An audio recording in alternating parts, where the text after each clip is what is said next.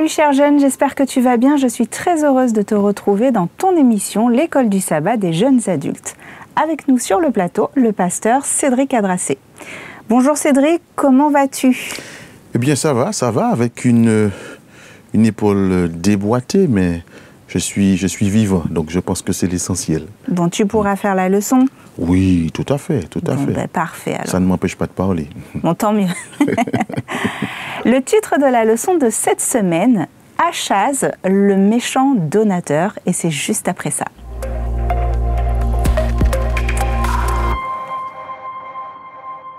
Alors Cédric, on disait que le titre de la leçon de cette semaine, c'est Achaz, le méchant donateur. Est-ce que tu peux nous parler un petit peu de l'histoire du roi Achaz? Alors, son histoire, elle n'est pas très belle. Hein? Pas très belle. C'est un roi qui malheureusement a perpétué l'adoration des idoles. Il a perpétué également le sacrifice des enfants. D'ailleurs, il a même eu l'occasion de sacrifier ses propres enfants. C'est un roi qui, finalement, a été très, très, très méchant. Il a conclu toutes sortes d'alliances avec des nations infidèles.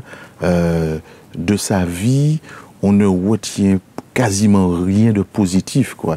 Tous les appels qui lui ont été faits notamment par le prophète Ésaïe sont restés vains. Enfin, aucune réponse positive.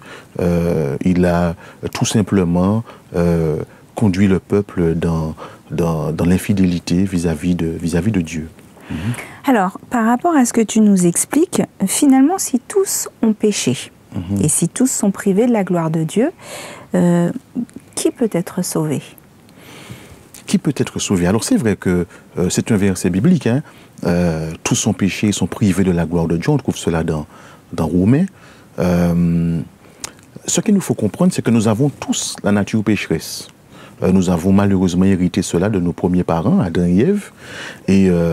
Et donc, c'est, comment dirais-je, ça rend peut-être nos vies effectivement un peu difficiles. Cependant, Jésus est venu nous montrer que malgré cette nature pécheresse, eh bien, nous avons la possibilité de vivre sans péché. Alors souvent, lorsqu'on parle de ça, lorsqu'on dit cela, beaucoup se disent non, mais c'est n'importe quoi, etc. Parce que souvent, lorsqu'on pose la question, lorsqu'on y réfléchit, on a tendance à considérer sa propre vie. Et comme bien souvent nous péchons, et donc on se dit que c'est impossible. Mais bibliquement parlant, théologiquement parlant, il est possible de vivre sans péché. Il n'est pas possible aujourd'hui de vivre sans la nature pécheresse, mais avec cette nature, il est possible de vivre sans péché. D'ailleurs, il y a un verset qui dit que celui qui est juste continue à se justifier, celui qui est saint continue à se sanctifier. La nature pécheresse, elle nous sera enlevée au retour de Jésus lorsque nous serons transformés. Donc ce sera fait à ce moment-là. Maintenant, tous peuvent être sauvés. Parce que le salut, Jésus l'a offert, il l'offre à tous. Dès lors qu'on reconnaît, qu'on l'accepte dans notre vie, eh bien, qu'on l'accepte comme sauveur, et qu'on vit de sa vie, qu'on l'accepte également comme Seigneur, parce qu'une fois qu'on est sauvé, on n'est pas sauvé pour vivre comme on veut, on est sauvé pour vivre selon ses principes, des principes de vie qui, si nous les suivons, eh bien, ne pourront que nous faire du bien. Et donc j'aimerais vraiment m'adresser à la jeunesse, à ceux qui nous écoutent, à ceux qui nous regardent, en leur disant qu'il ne faut pas considérer peut-être que les situations délicates dans lesquelles ils peuvent se trouver, je parle des jeunes, hein, des situations peut-être qui sont peut-être éloignées de ce que Dieu réclame de nous, et se dire, bon, c'est trop tard, rien ne peut plus être fait, etc. Non, il y a toujours possibilité, le salut il est toujours disponible, et le pardon est toujours accessible, et il y a encore possibilité eh bien, de vivre la vie de Jésus. Il suffit simplement de se tourner vers lui, de le lui dire, ne serait-ce que de lui dire, bien, Seigneur, je n'arrive pas à m'en sortir, je n'arrive pas à faire mieux, le bien n'est pas en moi, aide-moi s'il te plaît. C'est pour cela d'ailleurs qu'on l'appelle sauveur, hein, parce qu'il est à même de pouvoir nous sauver de nous-mêmes. Alors par rapport à ce que tu nous dis une fois de plus, on comprend que le roi Achaz, lui, il fait un petit peu différemment, voire beaucoup différemment. Finalement, il s'inscrit dans une rébellion et il a perdu la protection divine. Donc il a fini par être attaqué par le roi de Syrie. quand je lis cela dans la leçon, il y a une question qui me vient en tête et c'est quel type de pécheur peut bénéficier de la protection divine par rapport à tout ce que tu nous as dit juste avant. Alors, je serais tenté de répondre premièrement, tous les pécheurs, puisque nous sommes tous pécheurs, peuvent bénéficier de la protection divine. D'ailleurs, notre Dieu, il fait bien pleuvoir sous les justes comme sous les méchants. Lorsqu'il pleut, il ne pleut pas simplement pour Florine, qui serait une juste, et puis pas de pluie du tout pour les récoltes de Cédric, parce qu'il serait méchant. Il pleut partout. Bon, quoique, il arrive parfois, lorsqu'on a envie d'aller à la plage, et qu'on est à Trinité, on veut aller dans le sud, il pleut à Trinité, on se dit, ah non, c'est pas la peine d'y aller. Et puis finalement, on apprend que dans le sud, il ne pleuvait pas. Quoique. Mais je pense que tu as compris ce que j'ai voulu dire. Cependant, je crois que Dieu, il protège ses créatures de manière générale. Il y est arrivé qu'il y ait des cyclones qui traversent la Martinique, qui ravagent parfois des communes, des différents lieux en Martinique, et puis que la maison des voyous, la maison des criminels n'est rien. D'accord.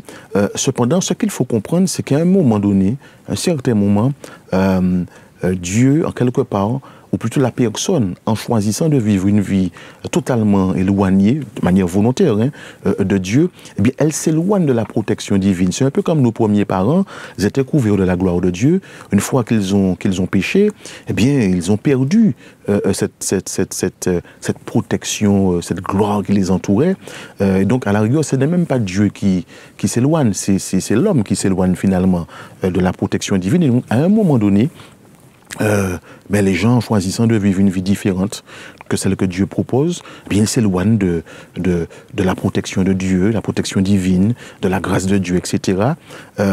Et puis, à contrario, eh bien, il y a des personnes qui, même si elles ne sont pas parfaites, mais elles recherchent Dieu, elles recherchent sa présence, elles crient à lui, elles se tournent vers lui, et bien, Dieu leur accorde une protection spéciale. Alors, en disant cela, il nous faut tout de même faire attention, parce que il ne faudrait pas penser que celui qui tombe malade, c'est parce qu'il est méchant et il s'est éloigné de la protection divine. Nous avons heureusement des exemples dans la Bible, comme celui de Job, qui a été terriblement malade, au point de vivre de manière éloignée de sa famille, quasiment près des ordures. On pourrait penser que c'est parce qu'il était méchant, il avait abandonné Dieu. Et en contraire, c'est justement parce qu'il servait Dieu qu'il a vécu cela. Si on devait considérer la fin de vie de certains apôtres, Pierre, il a été crucifié, Jacques, on a coupé sa tête. Est-ce qu'on dirait aujourd'hui, ces gars-là, ils s'étaient éloignés de Dieu, parce que franchement, donc il nous faut faire attention à cela. Après, Dieu est un Dieu extraordinaire, mais il gère avec chacun en fonction de ce qu'il sait et de ses plans. D'accord ? Mais il est sûr que de manière générale, l'homme, en choisissant de vivre sa propre vie, il s'éloigne lui-même de la protection divine. Il s'éloigne lui-même de la protection divine. Et c'est pour cela, j'aimerais prendre le temps quand même de le dire, c'est pour cela que souvent, lorsqu'on connaît ce que Dieu attend de nous, qui n'est pas quelque chose de rigide, parce que Dieu n'est pas une personne, un Dieu psychorigide, pas du tout. C'est un Dieu qui est joyeux, qui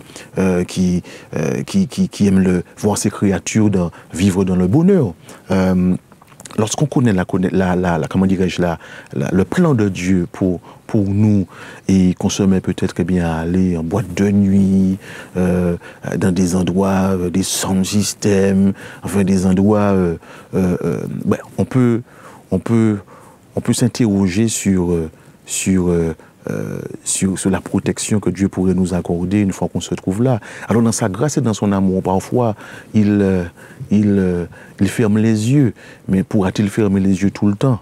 Pourra-t-il fermer les yeux tout le temps ? On n'est pas à l'abri, surtout aujourd'hui, de jeunes qui pourraient venir avec des fusils, un combat, etc. On se retrouve là.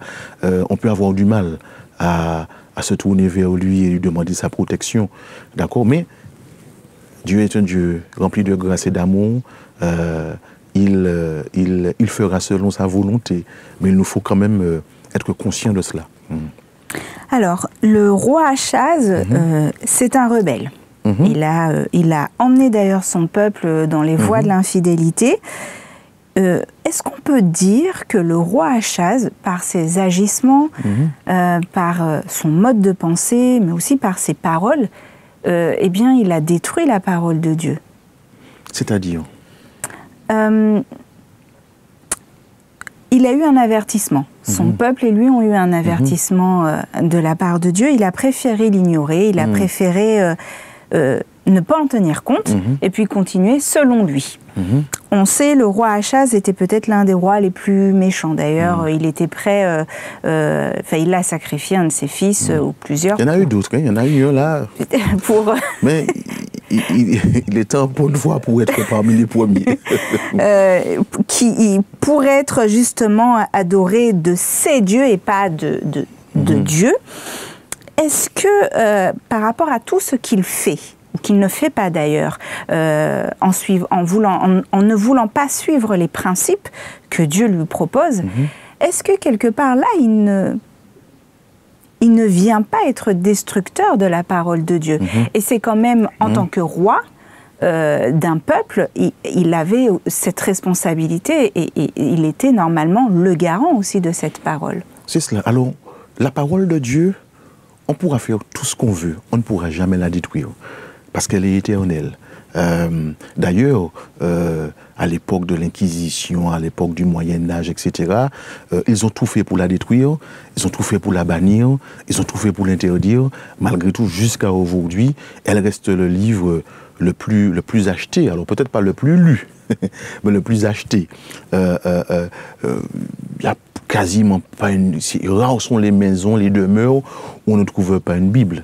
C'est assez rare. Même si on ne la considère pas pour ce qu'elle est, la parole de Dieu, mais rares sont les demeures qui n'ont pas une Bible, même si elle peut prendre de la poussière. Mais dans pratiquement toutes les bibliothèques, on retrouve la Bible. Donc on ne peut pas la détruire. Maintenant, je comprends que ce que tu veux dire, c'est qu'en quelque part, eh bien, il n'a pas joué son rôle. En tant que roi, il était supposé, comment dirais-je, prendre conseil auprès de Dieu, auprès des prophètes, et transmettre et communiquer les conseils de Dieu, les orientations divines au peuple, donner l'exemple. Et en cela, il a failli. Et effectivement, il a aussi, eh bien, détruit en quelque part tout le travail qui avait été fait, ne serait-ce que par le roi Josaphat, qui lui avait été un roi qui a vraiment servi Dieu, n'a pas été parfait dans toutes ses voies, mais sous l'ensemble de son œuvre, de sa vie, bon, on voit quand même que c'est un roi qui était accroché à Dieu. Et donc il n'a pas, le roi Achaz, continué, poursuivi tout ce qui avait été fait. Je rappelle que, comme cela, pour notre information personnelle, j'ai envie de dire, le roi Josaphat, c'est lui qui avait institué la cour d'appel, la cour de justice. On pense que ce sont des choses que la société tout simplement, mais ça vient d'hommes de Dieu qui avait institué cela. Et donc, Achaz n'a pas poursuivi ça du tout. Lui, c'était bois pour nous aller dans le mal, c'est s'enraciner encore plus profondément dans le mal. Et donc, il n'a pas été un exemple. Il n'a pas aidé le peuple à se redresser, à se tourner vers Dieu, à chercher Dieu. Donc, en ce sens, il a en quelque part, il a éloigné le peuple de Dieu. Maintenant, j'aimerais tout de même dire que nous pouvons avoir des personnes influentes autour de nous, des parents, des éducateurs, des professeurs, etc., qui peuvent ne pas toujours montrer la bonne voie. Mais il nous faut garder à l'esprit que celui qui est parfait, c'est Jésus. Celui qui est parfait, c'est Jésus. C'est pour ça qu'il est important que chacun puisse avoir sa relation avec Dieu. Et ainsi, il aura le discernement. Il recevra la sagesse, l'intelligence pour pouvoir bien compter ses jours et savoir quelle orientation prendre pour sa vie. Et ne sera pas emporté à tout vent de doctrine. Donc le roi Achaz, on comprend que par rapport à ce que tu nous as dit, encore par rapport au début de la leçon, qu'il a fait des alliances avec des nations infidèles et que ces alliances, finalement, elles ont été négatives. Elles n'ont rien apporté de positif à Juda. Est-ce qu'on doit laisser le monde périr sans qu'on soit mêlé à lui. Est-ce que on peut se poser cette question légitimement par rapport à l'histoire et au règne d'Achaz? Alors c'est vrai qu'il a fait des alliances avec, ne serait-ce pour ne citer que celle-ci, la Syrie, L', la Syrie. Et effectivement, comme tu le disais, ça n'a rien apporté de positif pour le peuple. Maintenant, ta question elle est claire. Est-ce qu'on ne doit pas se mêler au monde? Est-ce qu'on doit le laisser périr? Est-ce que se mélanger, c'est le laisser périr? Est-ce que se mélanger, c'est le sauver? Très bonne question. Maintenant, ce que je crois, c'est nous ne pouvons pas simplement rester là où nous sommes et dire là où tu es là, ce n'est pas bon. Viens là où je suis, viens. Viens là où nous sommes, c'est là qu'il y a le salut, c'est là qu'il y a la vie éternelle, sors de là où tu es. Non, je pense qu'il nous faut aller à la rencontre des uns et des autres.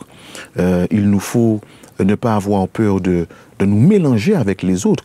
Alors maintenant, ça fait peur lorsqu'on parle de se mélanger, mais Jésus, il se mélangeait avec les autres.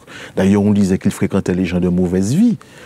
Et donc, ça ne peut pas être le Messie. Pourtant, il était avec des collecteurs d'impôts qui étaient très mal vus, qui souvent voulaient le peuple. Ça veut dire que si... je me demande si ça ne se fait pas encore aujourd'hui, hein, si les impôts demandaient... si vous voyez un Matthieu... S'il fallait payer 2000, bon, on dit en euros aujourd'hui, qu'on puisse se comprendre, mais il demandait des fois 4000. Donc voilà, et puis il y avait des prostituées. Enfin, Jésus était avec toutes sortes de personnes qui n'étaient pas très bien considérées dans la société. Mais est-ce que parce qu'il était avec eux, ces personnes ont dénaturé Jésus, il n'était plus le même, il est devenu comme eux, ou c'est plutôt eux qui sont devenus comme lui. Et donc, moi, je pense que non, il ne nous faut pas avoir peur d'être avec les autres. Il nous faut rester qu'entre nous. Comment pouvons-nous témoigner? Comment pouvons-nous donner l'exemple? Non, je pense qu'il nous faut nous mélanger, il nous faut être avec les autres, mais je m'entends lorsque je parle de mélanger. Il nous faut être avec eux, répondre à leurs besoins, leur montrer bien comment nous on vit, partager avec eux notre conception de la vie, mais on ne doit en aucun cas, comment dirais-je, perdre nos valeurs, oublier qui nous sommes et finalement devenir plus comme eux, que eux ne deviennent comme nous. Et c'est là le problème. Et donc il nous faut trouver un équilibre. Il nous faut trouver un équilibre, mais il ne nous faut pas, au nom de la peur, de perdre d'identité, rester qu'entre nous et puis croire que les anges viendront et puis que ceux qui vont faire le travail. Non, Jésus, il aurait pu mener la mission lui-même, hein, avec ses anges, hein, mais il veut que nous puissions collaborer et nous aller sur un exemple. Et puis on a tendance à croire aussi qu'il n'y a que nous qui... Alors nous sommes bons et que tous les autres sont mauvais. Je pense qu'il nous faut arrêter de penser comme cela parce que c'est premièrement totalement faux. Et puis, ça vient un peu ériger un mur de séparation. Finalement, on est en train de perpétuer un petit peu ce que l'ancien Israël faisait. Mettre un mur et finalement c'est nous qui avons la vérité, c'est nous qui sommes les meilleurs et que les autres que nous ne sommes pas bons. On ne veut surtout pas se mélanger avec vous, non. Présenter l'évangile, ce n'est pas simplement inviter les uns et les autres à venir dans nos assemblées et puis à écouter nos messages. Non. Pourquoi on ne pourrait pas avoir certaines activités avec eux, pourquoi on ne pourrait pas se rapprocher d'eux, mais tout en restant nous connectés à Jésus pour ne pas perdre notre identité, pour ne pas oublier qui nous sommes et finalement, ne plus ressembler à Jésus, mais plus ressembler à l'autre. Donc l'équilibre, qui est certainement difficile en tant que chrétien, tiraillé entre je veux aller me mélanger et en même temps j'ai peur parce que je ne suis pas sûre de ce qui pourrait peut-être m'arriver. Mais alors juste avant que tu ne poursuives, parce que souvent en tant que jeune, parfois lorsqu'on grandit dans un foyer chrétien, parfois on se dit, mais pourquoi je suis né dans une famille chrétienne? Pourquoi je ne suis pas né dans une famille athée? Si j'aurais pu m'habiller comme je veux, porter ce que je veux, aller là où je veux. Ou parfois, il y en a aussi qui comprennent l'importance, mais ils sont un peu gênés de faire savoir que, voilà, le samedi, ils sont au temple, ils ont telle éducation. Mais c'est dommage, parce qu'en fait, de ce que je vois et de ce que je rencontre, les conversations que je peux avoir avec ceux qui ne partagent pas notre foi, quand je discute avec eux, on a un échange, mais ils sont fascinés finalement. Ils sont fascinés finalement. Et au fond, je réalise bien qu'ils ont envie eux aussi de vivre cela. Et qu'eux-mêmes se disent, mais pourquoi je ne suis pas né dans un foyer où ces valeurs étaient prônées, étaient enseignées, peut-être que je n'aurais pas pris telle direction pour ma vie. Et donc finalement, on a honte de messages qui, à bien réfléchir, fait la joie de ceux qui ne l'ont pas connu depuis leur naissance. Effectivement, alors, tu parlais de connexion, de communion, et puis aussi des jeunes qui parfois ont peur, n'osent pas, sont un petit peu gênés. Alors lui, le roi Achaz, il n'est absolument pas gêné d'aller contre les principes que Dieu lui propose. Il a outrepassé l'invitation de Dieu parce que ça ne l'intéresse pas. Pourquoi Achaz, sachant les principes que Dieu lui a proposés, pourquoi il refuse d'être en étroite communion avec Dieu? Mais je pense tout simplement que le roi, en fait, il n'avait pas envie d'être transformé. Il n'avait pas envie de changement. Il voulait simplement rester lui-même. Et nous sommes nombreux à avoir peur de trop se rapprocher de Dieu parce que je ne serai plus Cédric, tu ne seras plus Florine. J'ai peur d'arriver au stade où on me donne une gifle et je tends l'autre joue, que je ne puisse plus vouloir répondre, me défendre. En fait, on a peur, comme si on a peur d'être comme Jésus. Alors je ne dis pas qu'il en avait peur. Lui ne voulait pas tout simplement Achaz. Ça ne l'intéressait pas. Il avait définitivement tiré un trait sur Dieu. La vie qu'il menait lui plaisait. D'ailleurs, il est entré en communication avec les démons. Parce que ce qu'il y a avec les démons, c'est que jamais ils ne vont nous dire tu ne devrais pas faire ça. La vie de ta vie, elle n'est pas bonne. Donc en fait, on n'a pas de... Voilà, toutes les portes sont ouvertes et puis je m'enlise dans le mal. Mais effectivement, nous sommes peut-être nombreux il y a peut-être beaucoup de personnes plutôt qui ont peur du changement, qui ont peur de ressembler à Jésus. Mais en fait, on pourrait se poser la question, mais pourquoi?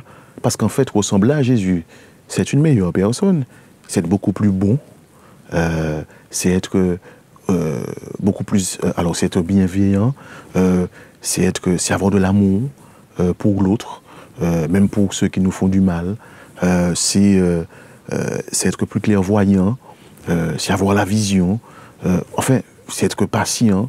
Enfin, dis-moi si je me trompe, mais avoir toutes ces vertus, toutes ces qualités, je ne vois pas en quoi ce sera quelque chose de négatif en soi. Bien au contraire. Je ne vois pas non plus. Bien au contraire. Voilà. Donc, non, il faut... La communication avec Dieu, c'est le plus important, c'est la chose la plus importante. Je dis souvent qu'on pourrait... lire la Bible de la Genèse à l'Apocalypse, tirer, comment dirais-je, plein de leçons de ces lectures, mais la chose qui devrait revenir à chaque fois, c'est que le plus important, c'est d'avoir cette relation, cette connexion avec Jésus. D'ailleurs, le salut n'est pas basé sur ce que nous possédons, le salut n'est pas basé sur ce que nous faisons, sur ce que nous accomplissons, mais sur qui nous connaissons. Jésus. Donc cette connexion, elle est importante. Et on m'a souvent entendu dire, partez sans vous baigner, mais ne partez pas sans lire la parole de Dieu. Maintenant, faire les deux, c'est beaucoup mieux. C'est bien beaucoup mieux. Surtout qu'aujourd'hui, on ne porte plus les masques. Donc il ne faudrait pas... mais voilà, on n'a pas besoin de lire le psaume 119, c'est le psaume le plus long. Même si on lit le psaume 117, le plus court. Mais l'essentiel, c'est de lire avec un désir vraiment de comprendre ce que Dieu a pour nous, ce qu'il veut nous dire. hein, et de placer notre journée entre ses mains. Ça ne peut pas nous faire du tort. Et le faire, eh bien, nous allons vivre, celui ou celle qui le fera, qui le fait, voit forcément que sa journée se passe différemment. On est éclairé, on a un certain discernement, on a l'impression de voir les choses venir. Parfois, on peut partir sans avoir vraiment compris ce que Dieu voulait nous dire. Mais dans la journée, il y a une expérience, une situation que nous vivons qui nous permet de comprendre ce que Dieu nous a dit le matin.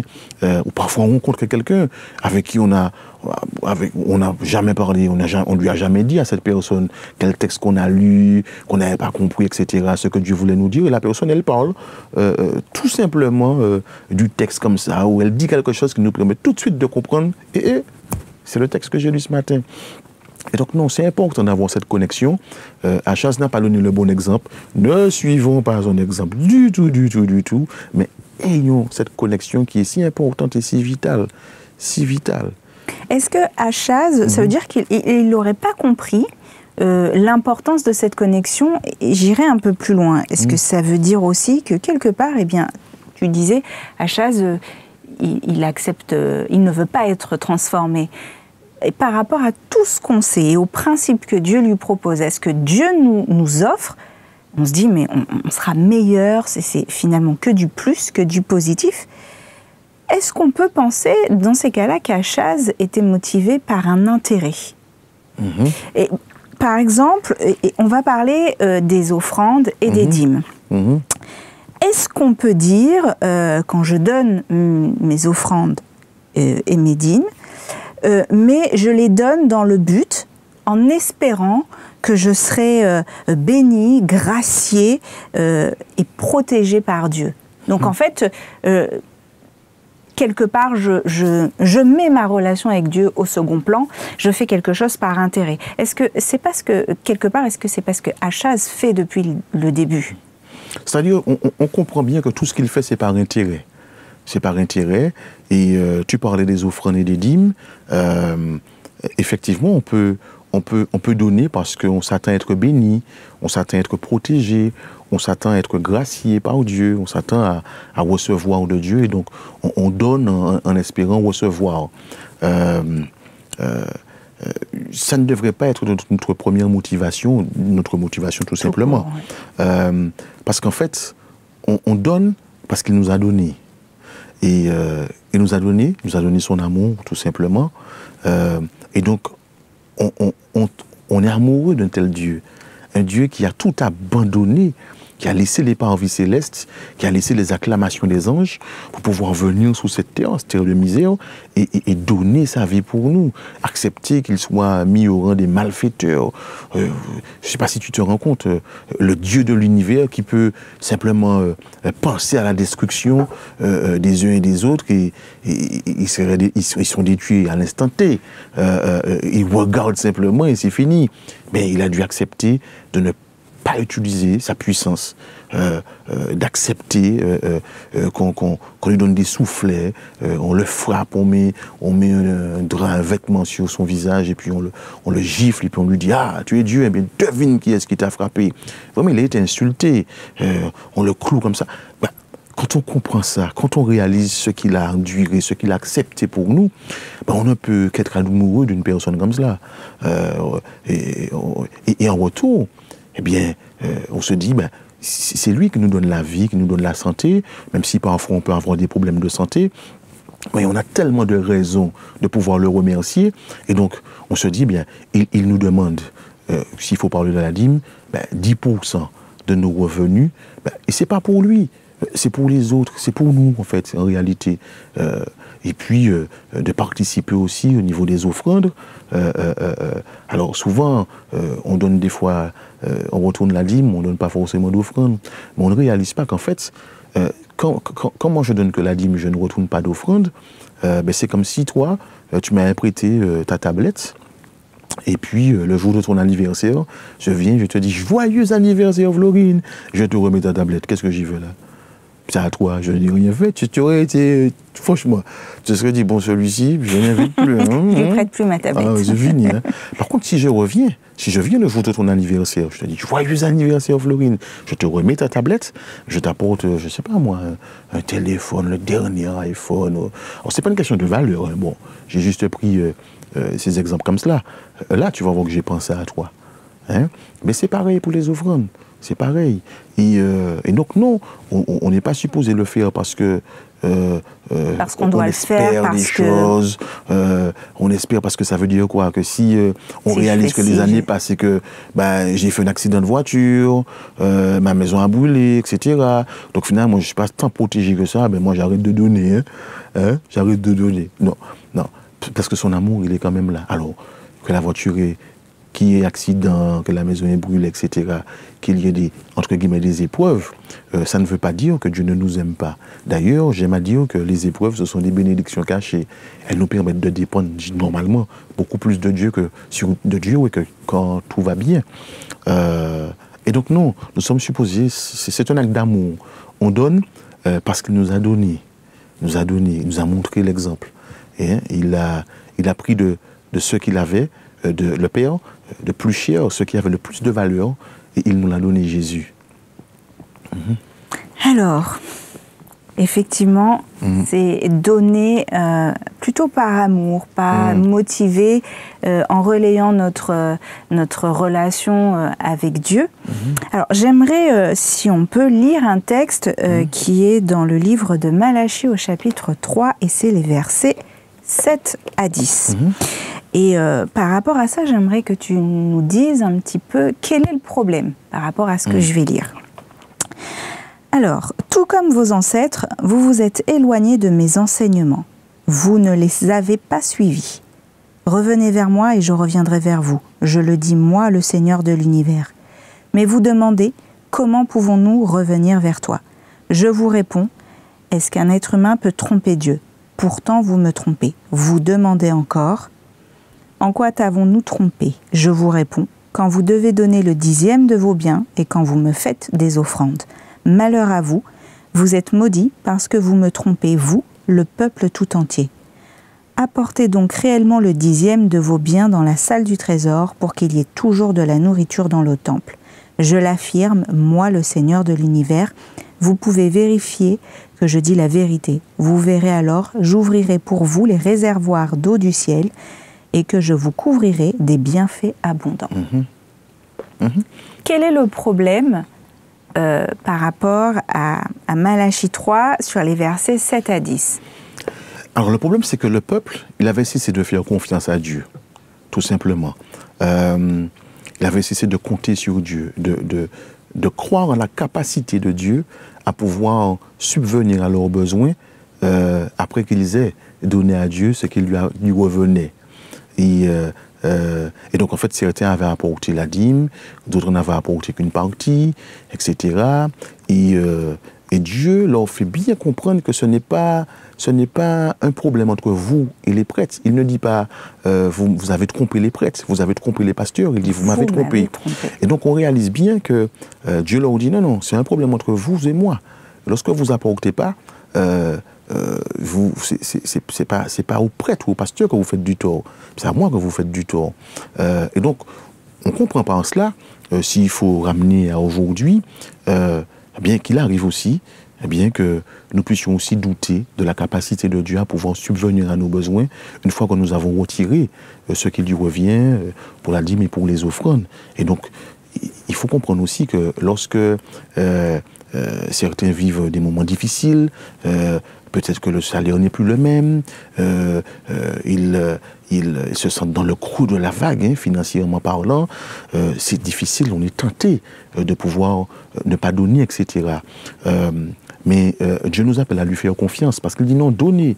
Et vous allez voir si je n'ouvre pas pour vous les écluses des cieux, si je ne répands pas sur vous la bénédiction. Il faut lui faire confiance, lui dire, Seigneur, tu as vu ma situation, je sais que tu es amour, je sais que...